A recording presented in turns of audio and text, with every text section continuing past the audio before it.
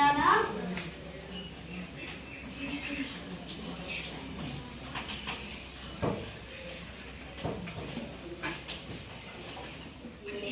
ಘಟಕ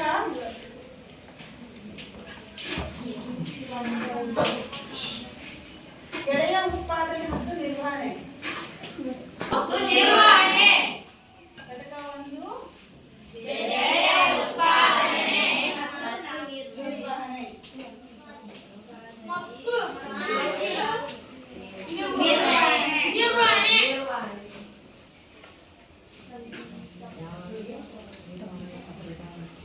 ನಿರ್ವಹಣೆ ಇದರಲ್ಲಿ ಉಪಘಟಕ ಗೆಳೆಯ ಮತ್ತು ಗೆಳೆಯ ವಿಧಾನಗಳ ಕುರಿತ ತಿಳ್ಕೊಳ್ಳೋಣ ಮಕ್ಕಳೇ. ಉಪಘಟಕ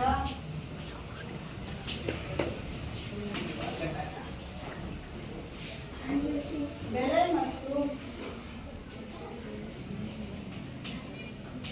ಗೆಳೆಯ ವಿಧಾನಗಳು, ಗೆಳೆಯ ವಿಧಗಳು.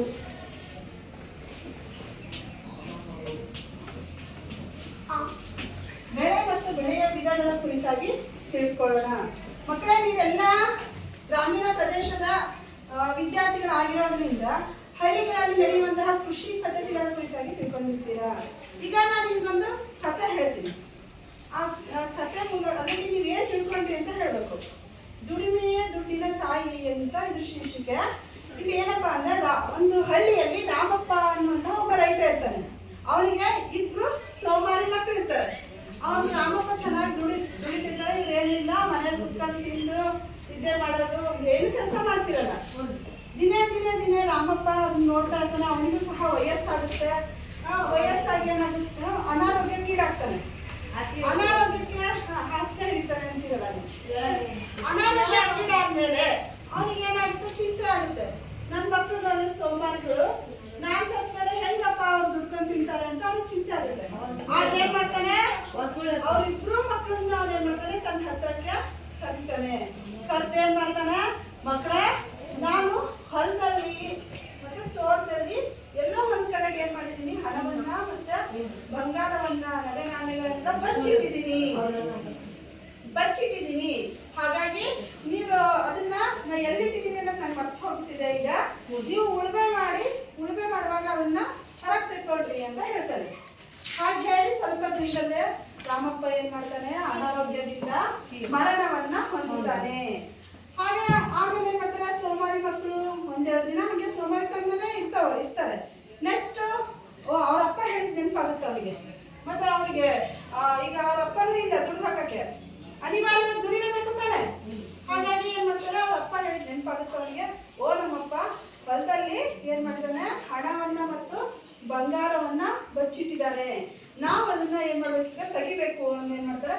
ಸುಮ್ಮನೆ ತೆಗಿಯೋದೇನು, ಹೆಂಗೂ ಉಳುಮೆ ಮಾಡೋಣ, ಉಳುಮೆ ಮಾಡುವಾಗ ಸಿಗುತ್ತೆ ಅಂತ ಅದ್ರಲ್ಲಿ ಏನ್ ಮಾಡ್ತಾರೆ, ಉಳುಮೆ ಮಾಡ್ತಾರೆ. ಹೊಲಗಳಲ್ಲಿ ಉಳುಮೆ ಮಾಡ್ತಾರೆ. ಅವ್ರಿಗೆ ಏನು ಸಿಗಲ್ಲ.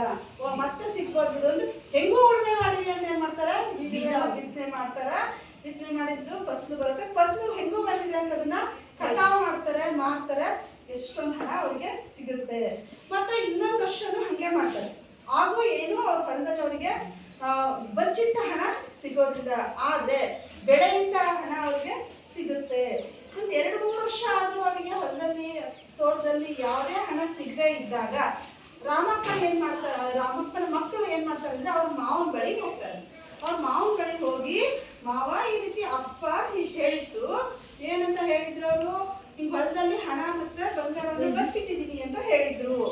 ಆದ್ರೆ ನಾವ್ ಎಷ್ಟು ಉಳುಮೆ ಮಾಡಿದ್ರು ಸಿಗಲಿಲ್ಲ. ಆದ್ರೆ ಬೆಳೆಯಿಂದ ಬಂದಂತ ಹಣದಿಂದ ನಾವು ಈ ದಿನ ಶ್ರೀಮಂತರಾಗಿದ್ದೀವಿ. ಹೆಚ್ಚೆಚ್ಚು ಹಣ ನಮ್ಗೆ ಬೆಳೆಯಿಂದ ಬಂತು ಹೊರತು ಹೊಲದಲ್ಲಿ ಸಿಗ್ಲಿಲ್ಲ ಅಂತ ಹೇಳಿ ಮಕ್ಳು ಹೇಳ್ತಾರೆ.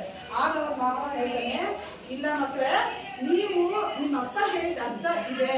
ನೀವು ಹೊಲದಲ್ಲಿ ದುಡಿಮೆ ಮಾಡಿದ್ರೆ ಒಳ್ಳೆ ಬೆಳೆ ಬರುತ್ತೆ. ಆ ಬೆಳೆಯಿಂದ ನೀವೇನ್ ಮಾಡ್ಬೋದು, ಶ್ರೀಮಂತರಾಗಬಹುದು. ಅದನ್ನೇ ನಿಮ್ಮಪ್ಪ ಈ ಅರ್ಥದಲ್ಲಿ ಹೇಳಿದ್ದು. ಹಾಗಾಗಿ ಈ ದಿನ ನೀವು ಬೆಳೆಗಳನ್ನ ಬೆಳೆದು ಶ್ರೀಮಂತರಾಗಿದ್ದೀರಾ. ಇದ್ರ ಅರ್ಥ ದುಡಿಮೆಯೇ ದುಡ್ಡಿನ ತಾಯಿ. ಅಂದ್ರೆ ನಿಮ್ಮ ಹಣ ನಿಮ್ಮ ದುಡಿಮೆಯಲ್ಲೇ ಇದೆ ಅಂತ ಹೇಳಿ ನಿಮ್ಮಪ್ಪ ತಿಳಿಸ್ಕೊಟ್ಟಿರೋದು ಅಂತ ಹೇಳಿ ಅವ್ರ ಮಾವ ಹೇಳ್ತಾನೆ. ಅವಾಗ ಅವರು ಮಕ್ಕಳು ತಿಳ್ಕೊಂಡು ಪ್ರತಿ ವರ್ಷನೂ ಅವ್ರ ಸೋಮಾರಿತನವನ್ನ ಬಿಟ್ಟು ಚೆನ್ನಾಗಿ ಉಳುಮೆ ಮಾಡಿ ಬೆಳೆಗಳನ್ನ ಬೆಳೆದು ಶ್ರೀಮಂತರಾಗ್ತಾರೆ. ಅರ್ಥ ಆಯ್ತಾ? ಈ ಕಥೆಯಿಂದ ತಿಳ್ಕೊಂಡಿರೋ ನೀತಿ ಏನ್ ಮಕ್ಕಳ? ದುಡಿಮೆಯೇ ದುಡ್ಡಿನ ತಾಯಿ. ಹೇಳಿ ಇನ್ನೊಂದ್ಸರಿ, ದುಡಿಮೆಯೇ ದುಡ್ಡಿನ ತಾಯಿ. ನೀವ್ಯಾರು ಸೋಮಾರಿಗಳಲ್ಲ, ಆಗಲ್ಲ ತಾನೆ? ಒಳ್ಳೆ ಮಕ್ಕಳಾಗ್ಬೇಕು. ಓಕೆ, ಈ ಅಧ್ಯಾಯಕ್ಕೆ ಸಂಬಂಧಪಟ್ಟಂತೆ ನಿಮಗೆ ಇನ್ನೊಂದು ಒಂದು ರೈತ ಗೀತೆಯನ್ನ ಕೇಳಿಸ್ತೀನಿ, ಕೇಳ್ತೀರಿ.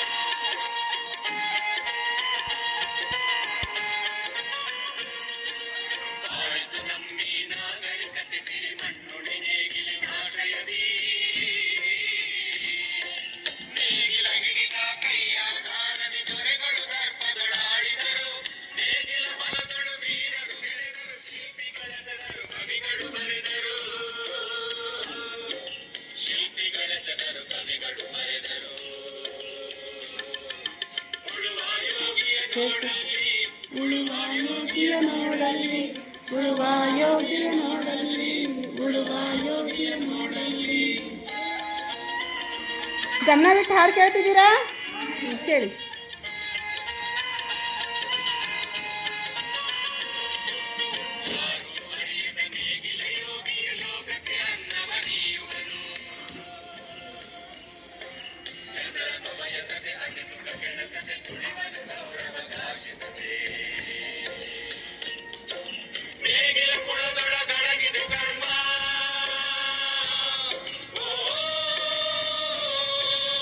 ಗಮನವಿಟ್ಟು ಕೇಳಿ ಹಾಡು. ವ್ಯವಸಾಯದ ಮಹತ್ವ ಗೊತ್ತಾಗುತ್ತೆ ನಿಮಗೆ.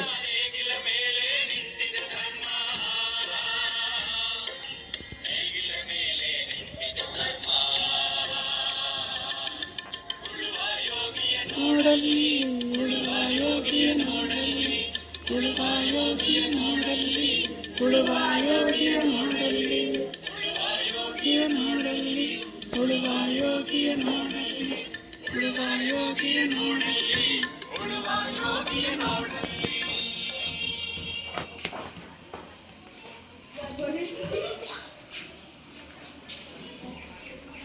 ಎಲ್ಲ ನೇಗಿಲ ಯೋಗಿಯ ಹಾಡಂತ ಹೇಳಿದ್ರ? ಯೋಗಿಯ ನೋಡಲ್ಲಿ ಆ ಹಾಡು ಸಂಪೂರ್ಣವಾಗಿ ಮನಸ್ಸಿಗೆ ಕೇಳಿದ? ಎಷ್ಟು ಅರ್ಥ ಇದೆ ತಾನೆ? ರೈತ ಅನ್ನೋದಕ್ಕೆ ಹೆಮ್ಮೆ ಪಡ್ಬೇಕು, ಹೌದಲ್ಲ? ನಾನು ಒಬ್ಬ ರೈತನ ಮಗಳನ್ನ, ನನಗಂತೂ ಹೆಮ್ಮೆ ಇದೆನಪ್ಪ. ನಿಮ್ಗೆ? ಯಾಕಂದ್ರೆ ಇವತ್ತು ನಾವು ತಿನ್ನುವಂತಹ ಒಂದೊಂದು ಅಗಳು ಸಹ ಶ್ರಮದ ಫಲ. ಈ ಅಧ್ಯಾಯದಲ್ಲಿ ನಾವು ಏನ್ ತಿಳ್ಕೊಂತೀವಿ ಮಕ್ಕಳೇ? ಬೆಳೆಯ ಉತ್ಪಾದನೆ ಅಂದ್ರೆ ಅದು ಯಾರ ಕಾರ್ಯ? ಅದು ಬೆಳೆಯ ಉತ್ಪಾದನೆ ಕಾರ್ಯ. ಹಾಗಾದ್ರೆ ನಿಮಗೆ ಪೂರ್ವಜ್ಞಾನಕ್ಕೆ ಸಂಬಂಧಪಟ್ಟ ಕೆಲವು ಪ್ರಶ್ನೆಗಳು ಕೇಳ್ತೀನಿ, ಉತ್ತರ ಹೇಳಿ. ಈಗ ನಮ್ಗೆಲ್ರಿಗೂ ಆಹಾರ ಬೇಕು, ಹಾಗೆ ಸಸ್ಯಗಳು ಆಹಾರ ತಯಾರಿಸುತ್ತೆ. ಇದರಲ್ಲಿ ನಾವು ಪೋಷಣೆಯನ್ನು ಮತ್ತು ವಿಧಗಳನ್ನು ಸಹ ನೋಡ್ತೀವಿ. ಸ್ವಪೋಷಕಗಳು ಅಂದ್ರೆ ಏನ್ ಹೇಳಿ? ಯಾರು ಹೇಳ್ತೀರಾ? ಕೈ ಎತ್ರಿ. ಸ್ವಪೋಷಕಗಳು ಅಂದ್ರೆ ಕೈ ಎತ್ರಿ. ಯಾರು ಬರ್ತೀರಿ? ಎಲ್ಲರೂ ಕೈ ಎತ್ರಿ. ನೀನ್ ಹೇಳಪ್ಪ. ತಮ್ಮ ಆಹಾರವನ್ನು ತಾವೇ ತಯಾರಿಸಿಕೊಳ್ಳುವುದಕ್ಕೆ ಸ್ವಪೋಷಕಗಳು. Yes, very good. ಹಸಿರು ಸಸ್ಯಗಳು ಏನ್ ಮಾಡುತ್ತೆ ಕೂತ್ಕೊಳ್ಳಪ್ಪ, ತಮ್ಮ ಆಹಾರವನ್ನ ತಾವೇ ತಯಾರಿಸಿಕೊಳ್ಳುತ್ತೆ. ಹಾಗಾಗಿ ಅವುಗಳನ್ನ ನಾವೇನಂತ ಕರಿತೀವಿ? ಕರಿತೀವಿ. ಪರಪೋಷಕಗಳು ಅಂದ್ರೆ ಏನು? ಯಾರು ಹೇಳ್ತೀರಾ? ನೀ ಹೇಳಮ್ಮ ಪಾರ್ವತಿ. ಕೆಲವು ಸಸ್ಯಗಳು ಮತ್ತು ಎಲ್ಲಾ ಪ್ರಾಣಿಗಳು ಪರಪೋಷಣೆಗೆ ಇತರ ಜೀವಿಗಳನ್ನು ಅವಲಂಬಿಸುತ್ತವೆ. ಆಹಾರಕ್ಕಾಗಿ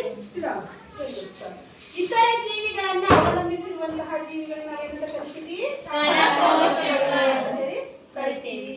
ದ್ವಿತೀಯ ಸಂಶ್ಲೇಷಣೆ ಅಂದ್ರೆ ಯಾರು ಹೇಳ್ತೀರಾ?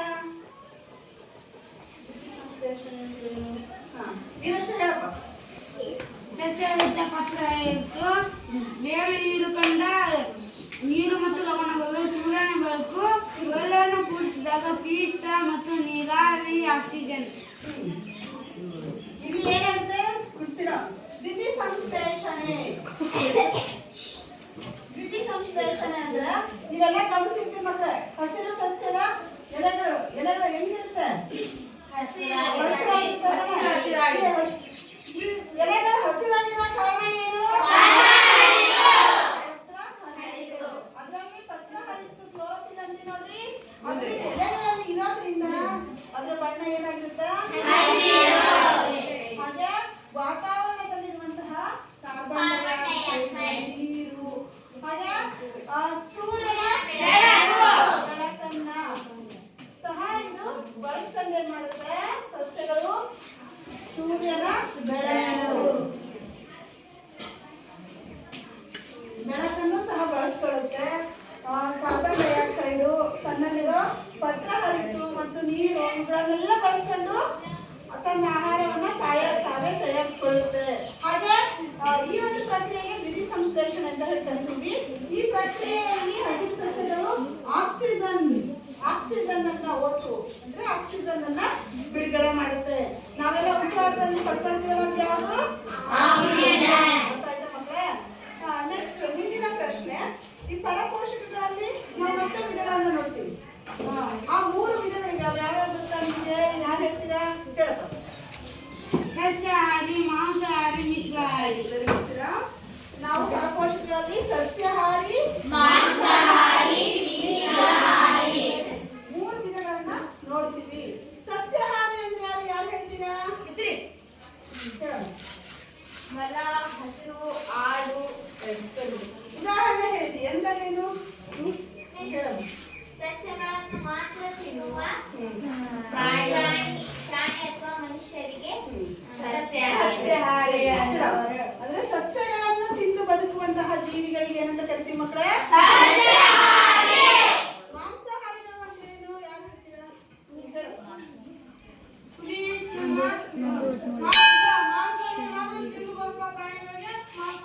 Very good. ಅಂದ್ರೆ ಹುಲಿ, ಸಿಂಹ ಅಂತಹ ಜೀವಿಗಳು ಏನ್ ಮಾಡುತ್ತೆ ಹೇಳ್ರಿ? ಮಾಂಸ ಮಾತ್ರ ತಿಂದು ಬದುಕುತ್ತೆ. ಅವುಗಳಿಗೆ ಅಂತ ಕರಿತೀವಿ ಮಿಶ್ರಾಹಾರಿಗಳು ಅಂದ್ರೆ ಯಾರು ಹೇಳ್ತೀರಾ? ಕಾವಂಜಲಿ ಹೇಳಮ್ಮ. ಸಸ್ಯ ಮತ್ತು ಮಾಂಸ ಎರಡೂ ಸೇರಿಸುವ ಜೀವಿಗಳಿಗೆ ಮಿಶ್ರಾಹಾರಿ. ಸಸ್ಯ ಮತ್ತು ಮಾಂಸ ಎರಡನ್ನೂ ಸಹ ಆಹಾರವನ್ನಾಗಿ ಸೇವಿಸುವಂತಹ ಜೀವಿಗಳಿಗೆ ಮಿಶ್ರಾಹಾರಿಗಳಿಗೆ ಉದಾಹರಣೆ ಹೇಳಮ್ಮ. ಮನುಷ್ಯ, ನಾಯಿ, ಬೆಕ್ಕು. ಮನುಷ್ಯ, ನಾಯಿ, ಬೆಕ್ಕು ಇವೆಲ್ಲ ಏನು? ಮಿಶ್ರಾಹಾರಿಗಳಿಗೆ ಉದಾಹರಣೆ. ಮತ್ತೆ ಏನಾದ್ರು ಸಂಬಂಧಪಟ್ಟಂತೆ ನಿಮಗೆ ಪ್ರಶ್ನೆಗಳು ಇದಾವ? ನಾವು ಪ್ರೇರಣೆ ಮಾಡುವಾಗ ನಮ್ಗೆ ಕೈ ತಿರುಗ್ತಿದ್ವಿ. ನೀವು ಪ್ರೇಯರ್ ಮಾಡುವಾಗ ತಲೆ ತಿರುಗುತ್ತೆ. ಓಕೆ, ನಾವೀಗ ನೋಡ್ರಿ, ಯಾವುದೇ ಪ್ರಾಣಿ ಆಗ್ಲಿ ಯಾವುದೇ ಜೀವಿ ಆಗ್ಲಿ ಅವಕ್ಕೆ ಏನ್ ಬೇಕಂದ್ರೆ ಆಹಾರ.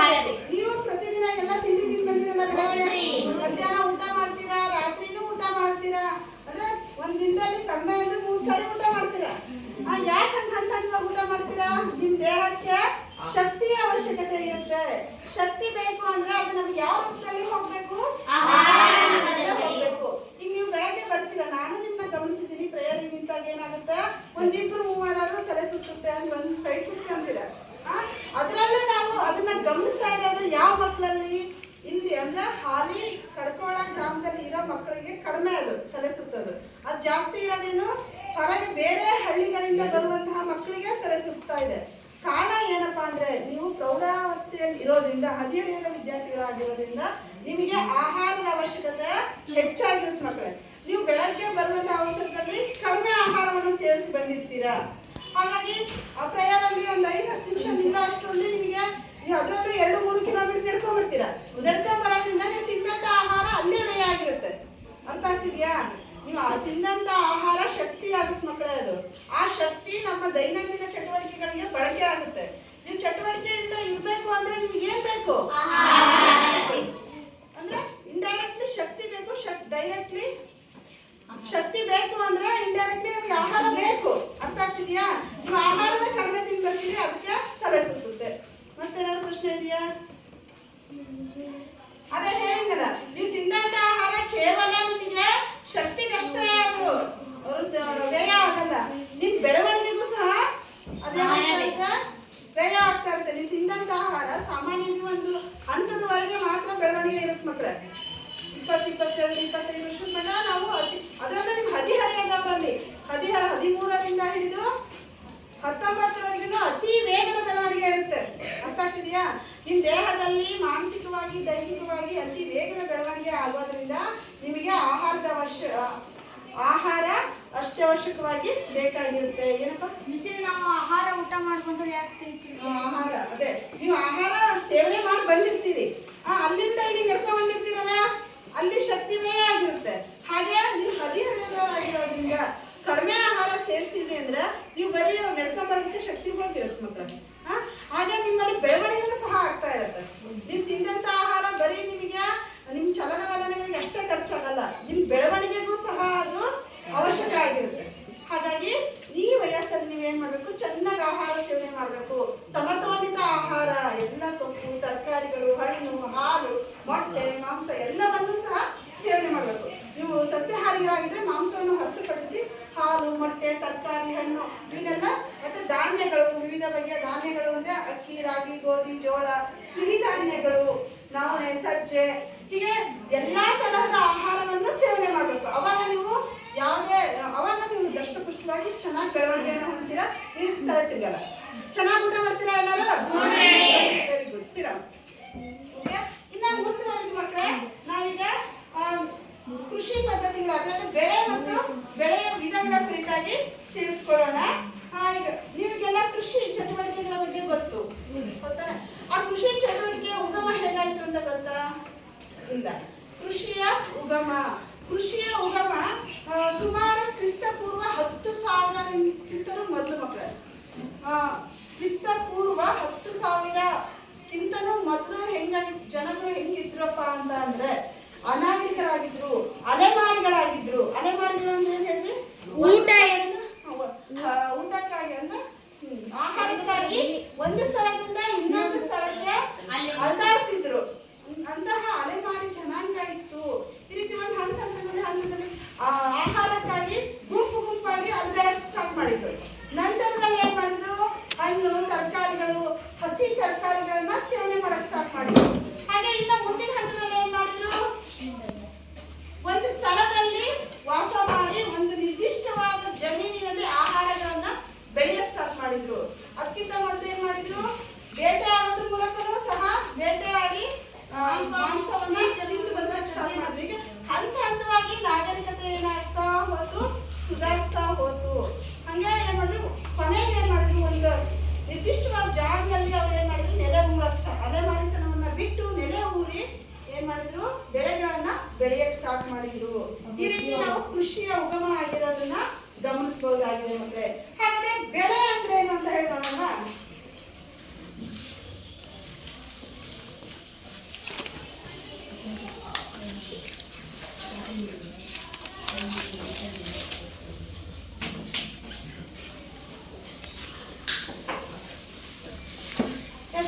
ಬೆಳೆ ಅಂದ್ರೆ ಏನು? ಒಂದು ಸ್ಥಳದಲ್ಲಿ ಒಂದೇ ರೀತಿಯ ಸಸ್ಯಗಳನ್ನ ಹೆಚ್ಚು ಪ್ರಮಾಣದಲ್ಲಿ ಬೆಳೆಯೋದಕ್ಕೆ ನಾವು ಏನಂತ ಕರಿತೀವಿ ಮಕ್ಕಳ? ಕರಿತೀವಿ. ಬರ್ಕೊಂಡ ಪಾಯಿಂಟ್ಸ್ ತೆಗಿರಲ್ಲ ಮತ್ತು ಪುಸ್ತಕದಲ್ಲಿ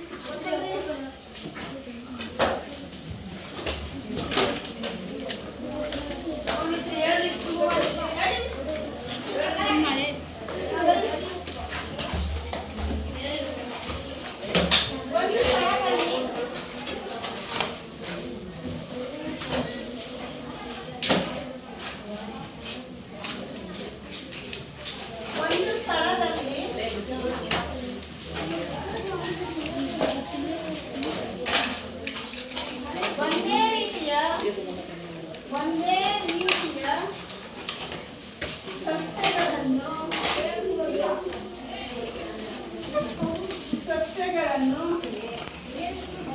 ದೊಡ್ಡ ಪ್ರಮಾಣದಲ್ಲಿ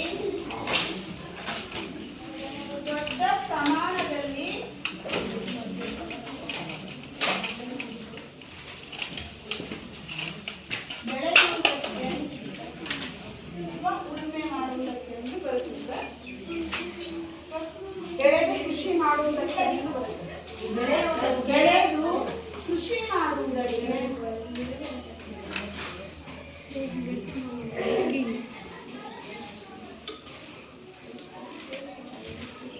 ಮಾಡುವುದನ್ನು ಬೆಳೆ ಎನ್ನುತ್ತಾರೆ.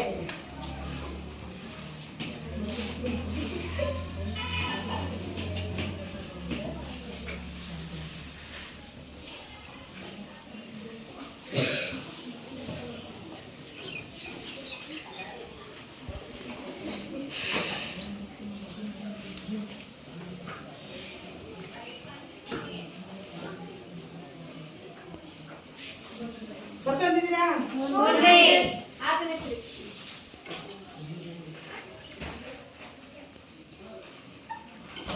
ನಮ್ಮ ಭಾರತ ದೇಶದಲ್ಲಿ ಋತುಮಾನಕ್ಕೆ ಅನುಗುಣವಾಗಿ ವಿವಿಧ ರೀತಿಯ ಬೆಳೆಗಳನ್ನು ಬೆಳೆಯಲಾಗುತ್ತೆ ಮಕ್ಕಳ. ಬೆಳೆಗಳ ವಿಧಗಳನ್ನು ಬರ್ಕೊಳ್ಳಿ.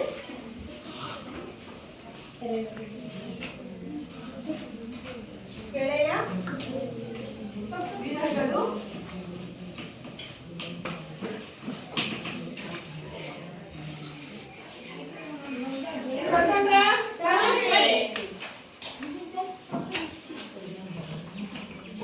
ನೋಡಿ. ಒಂದು ಸ್ಥಳದಲ್ಲಿ ಒಂದೇ ರೀತಿಯ ಸಸ್ಯಗಳನ್ನ ದೊಡ್ಡ ಪ್ರಮಾಣದಲ್ಲಿ ಬೆಳೆದು ಕೃಷಿ ಮಾಡೋದಕ್ಕೆ ನಾವೇನು ಮಾಡ್ತೀವಿ?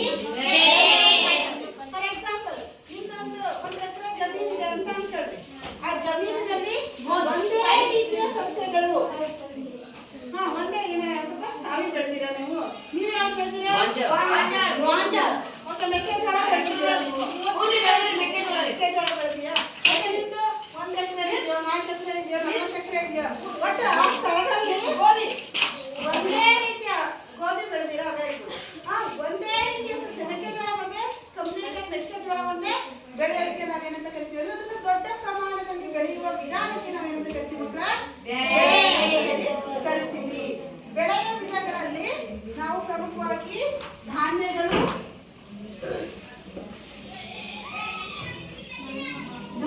ಅಂತ ಯಾವಾಗ ಬರ್ತದ? ಗೋಧಿ, ಅಕ್ಕಿ, ರಾಗಿ, ಗೋಧಿ, ಜೋಳ ಇವೆಲ್ಲ ಬರ್ತದೆ. ಧಾನ್ಯಗಳನ್ನ ಬೆಳೀತಾರೆ. ನೆಕ್ಸ್ಟ್ ತರಕಾರಿಗಳು. ಹೇಳಪ್ಪ, ಏನೇನು ಬೆಳಿತೀವಿ? ತರಕಾರಿ,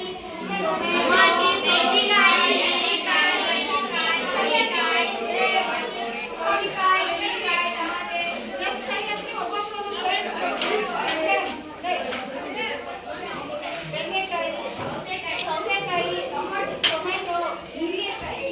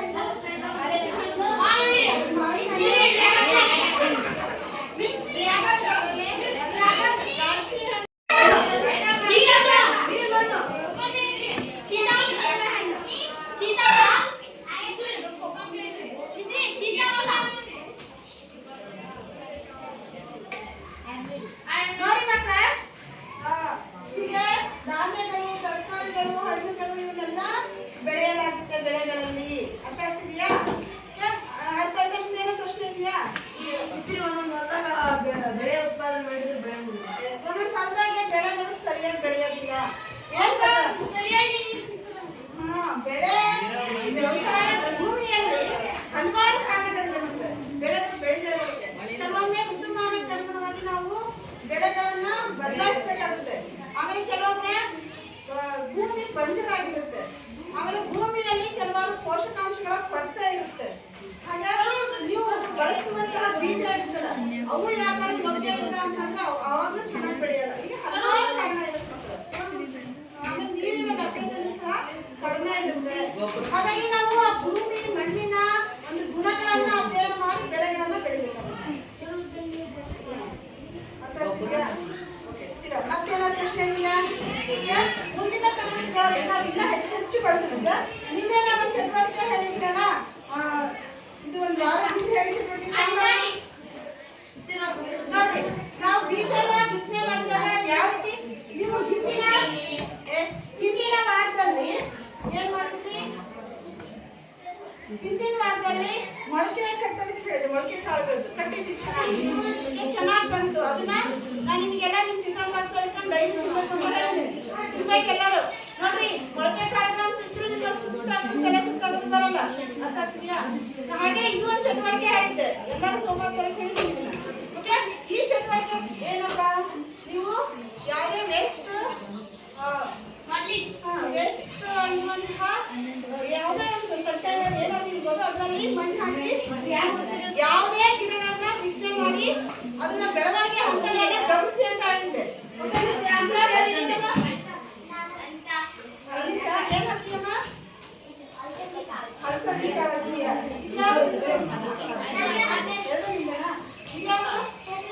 ಹೆಸರು ಕಾಳು. ನೋಡಿ ಅನಿತಾ, ಇದರಲ್ಲಿ ಅಲಸಂದಿ ಕಾಳು ಬಿತ್ತನೆ ಮಾಡಿದ್ದಾರೆ, ಇದರಲ್ಲಿ ಹೆಸರು ಕಾಳು ಬಿತ್ತನೆ ಮಾಡಿದ್ದಾರೆ. ಬೆಳೆಗಳನ್ನ ಬೆಳೆಯೋದು, ನಾವು ಕೃಷಿ ಭೂಮಿಯಲ್ಲಿ ಬೆಳೆಗಳನ್ನ ಬೆಳಿತೀವಿ. ಅದರ ಹಂತಗಳನ್ನು ನೀವು ಸಹ ಬೆಳೆದು ವೀಕ್ಷಣೆ ಮಾಡಬೇಕು. ಇದೇ ನಿಮ್ಮ ಚಟುವಟಿಕೆ. ಅರ್ಥ ಆಗ್ತಿದೆಯಾ? ಚೆನ್ನಾಗಿ ಬೆಳೆದಿದ್ದಾರೆ ನೋಡಿ. ಅಲಸಂದಿ ಕಾಳು ಚೆನ್ನಾಗಿ ಬೆಳೆದಿದ್ದಾರಾ? ಹೆಸರು ಕಾಳು. ಓಕೆ, ಈಗ ಇಲ್ಲಿಯವರೆಗೂ ನೀವು ಬೆಳೆ ಹಾಗೂ ಬೆಳೆಯ ವಿಧಾನಗಳ ಕುರಿತಾಗಿ ತಿಳ್ಕೊಂಡಿದ್ರಿ. ಹಾಗಾದ್ರೆ ನಾನು ಪ್ರಶ್ನೆ ಕೇಳ್ತೀನಿ, ಬೆಳೆ ಎಂದರೇನು? ಯಾರು ಹೇಳ್ತೀರಾ? ನಾನು ಅಂತಾರೆ ಕೈ ಎತ್ತಿ. ಬೆಳೆ ಎಂದರೇನು? ಯಾರು ಹೇಳ್ತೀರಾ? ಒಂದು ಸ್ಥಳದಲ್ಲಿ ಒಂದೇ ರೀತಿಯ ಸಸ್ಯಗಳನ್ನು ದೊಡ್ಡ ಪ್ರಮಾಣದಲ್ಲಿ ಬೆಳೆದು ಕೃಷಿ ಮಾಡುವುದನ್ನು ಬೆಳೆ ಎನ್ನುತ್ತಾರೆ. Very good. ಸಿಡಾ. ಬೆಳೆಯ ವಿಧಾನಗಳನ್ನ ಯಾರು ಹೇಳ್ತೀರಾ? ಧಾನ್ಯಗಳು, ತರಕಾರಿ, ಹಣ್ಣುಗಳು. Very good. ಸಿಡಾ. ಧಾನ್ಯಗಳು, ತರಕಾರಿ, ಹಣ್ಣುಗಳು. ಹಾಗಾದ್ರೆ ಈಗ ಗೃಹ ಕೆಲಸವನ್ನ ಬರ್ಕೊಂಡಿಲ್ಲ. ನಾಳೆ ಹೋಗ್ಬೇಕು ಹೇಳ್ರಿ.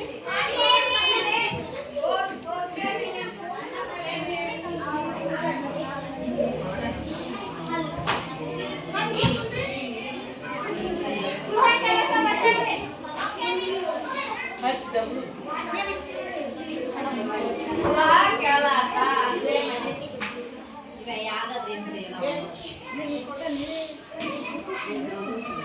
ಒಂದೇ ಪ್ರಶ್ನೆ, ಬೆಳೆ ಎಂದರೇನು?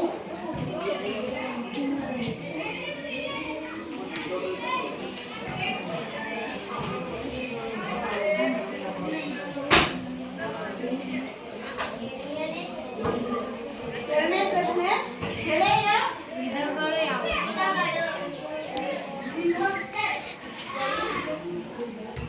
ಯಾವುವು? ಉದಾಹರಣೆಯ ಸಹಿತ ವಿವರಿಸಿ. ಉದಾಹರಣೆ ಸಹಿತ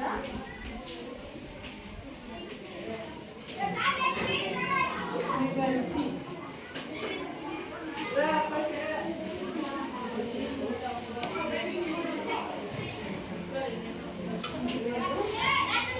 ಉದಾಹರಣೆ ಸರಿಯಾ?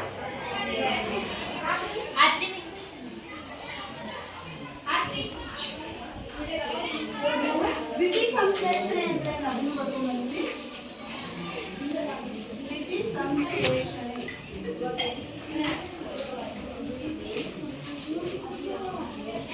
ವಿಧಿ ಸಂಶ್ಲೇಷಣೆ ಎಂದರೇನು?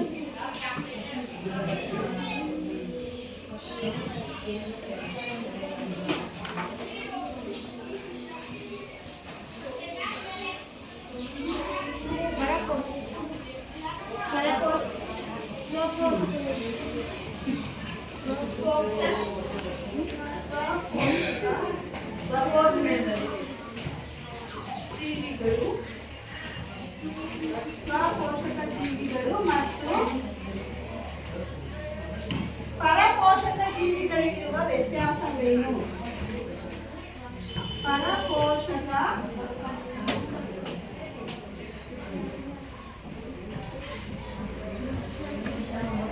ಜೀವಿಗಳಿಗಿರುವ ಸ್ವಪೋಷಕ ಜೀವಿಗಳು ಮತ್ತು ಪರಪೋಷಕ ಜೀವಿಗಳಿಗಿರುವ ವ್ಯತ್ಯಾಸವೇನು?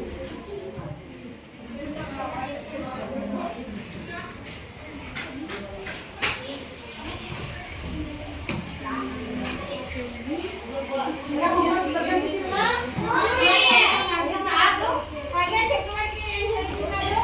ಎಲ್ಲರೂ ನಿಮ್ಮ ಮನೆಯಲ್ಲಿ ಯಾವ್ದಾದ್ರು ವೇಸ್ಟ್ ಆಗಿರುವಂತಹ ವೇಸ್ಟೇ ಬಾಟಲಿಗಳಲ್ಲಿ ಕಲರ್ ಬಣ್ಣ ಹಾಕಿ ಅದರಲ್ಲಿ ನಿಮ್ಮ ಮನೆಯಲ್ಲಿರೋ ಯಾವ್ದಾದ್ರು ಧಾನ್ಯ ತರಕಾರಿ ಅಥವಾ ಕಾಳುಗಳು ಯಾವ್ದಾದ್ರು ಕಾಳುಗಳನ್ನ ನೀವು ಆ ಮಣ್ಣಲ್ಲಿ ಹಾಕಿ ಅದನ್ನ ಅದು ಬೆಳವಣಿಗೆ ಹಂತಗಳನ್ನ ಗಮನಿಸಿ ನೀವು ಇದನ್ನ ನೆಕ್ಸ್ಟ್ ಮುಂದಿನ ವಾರ ಬಂದು ತೋರಿಸ್ಬೇಕು ಎಲ್ಲರೂ. ಇಲ್ಲಿ ಚಟುವಟಿಕೆ ಸಹ ಹಂಗ ಇರುತ್ತೆ. ಅರ್ಥ ಆಗ್ತಿದ್ಯಾ?